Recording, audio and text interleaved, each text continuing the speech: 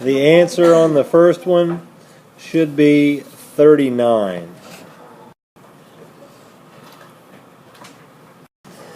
Alright, on this problem, you should have 9 minus 6 is 3, times 8 is 24, plus 2 is 26, plus 4 is 30, times 3 is 90, and plus 4 is 94.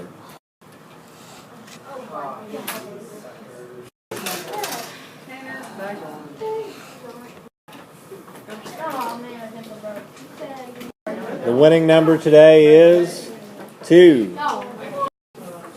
Before you come up here, I will have a stack of graph paper ready to pass out to you when you come up, because if your graphs don't go all the way through, if they don't have arrows, and if they're crooked on any of them, you must do it again.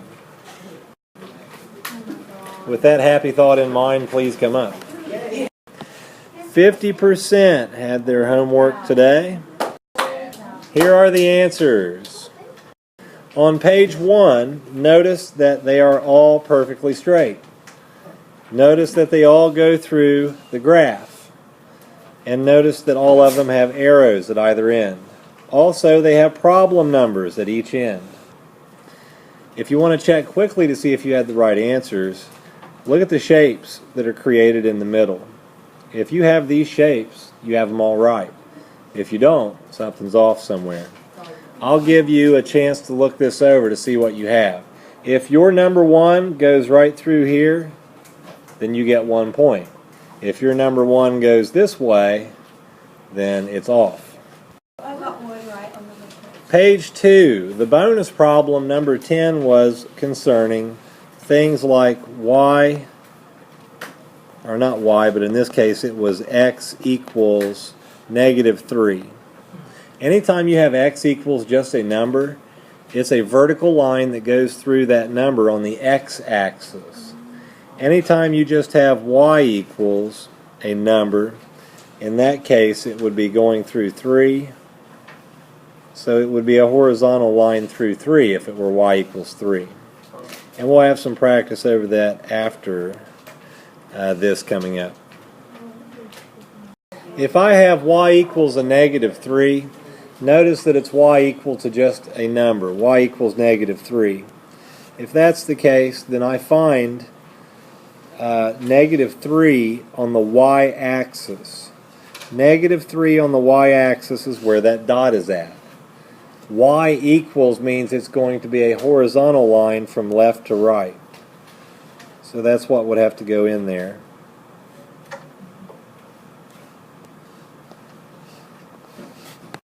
If I had y equals 4, you do the same process. Here's 4 on the y-axis.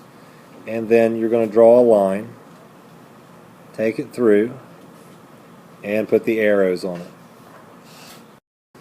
Here's x equals 6. You have to find 6 on the x-axis, and that's what confuses some, because you're so used to dealing with the y-axis. But x equals 6 means that we're going to have a line that goes down through 6. Vertical line. If it were x equals -6, I would go over on the other side and mark this off there, and then draw the line.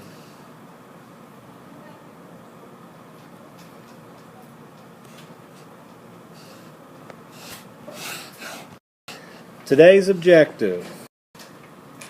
We're creating equations, but we have to study graphing equations so that we can do some more with this objective in about a week or so. Example number 1. Y equals -3x, not -3x. Y equals a -3/2 x plus 4. Where do I go first? The 4, what about the 4? That's where it will be on the y-axis. Okay, so I've put my 4 there. So what about -3/2? What is that telling me to do? Yeah, go down 3 and then over 2. So down 3 and then to the right 2. Once I have those 2 dots, then I need to go through and make my line. I just about hit it. There it is. Example 2. -5. Put a dot on -5. And then the slope is telling me 3, so it's 3 over 1, up 3 to the right 1.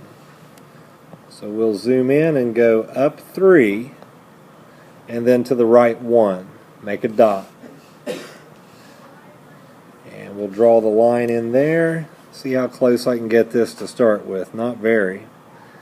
If I move it over, there we go.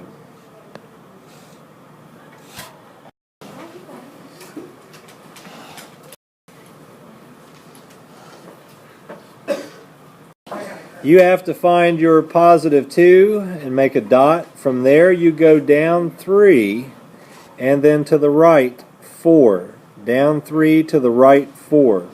And draw the line. Let's see how close I can get this. Alright, that'll work. So now to judge the papers.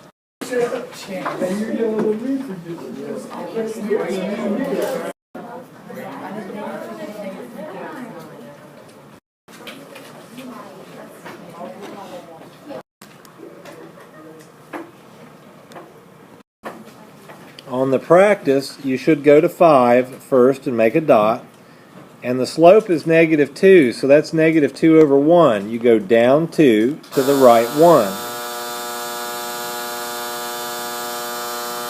So go down 2 to the right 1. Draw the line. And put the arrows on it.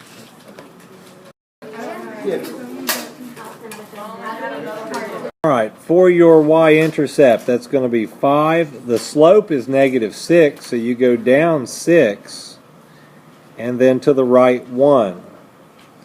Draw the line. Yeah, it should be very close to that. So you're crossing between 0 and 1. If your line doesn't cross between 0 and 1 like it's doing here, and I'm talking about 0 and actually there it is, 1. It's got to cross between there to be close to being right.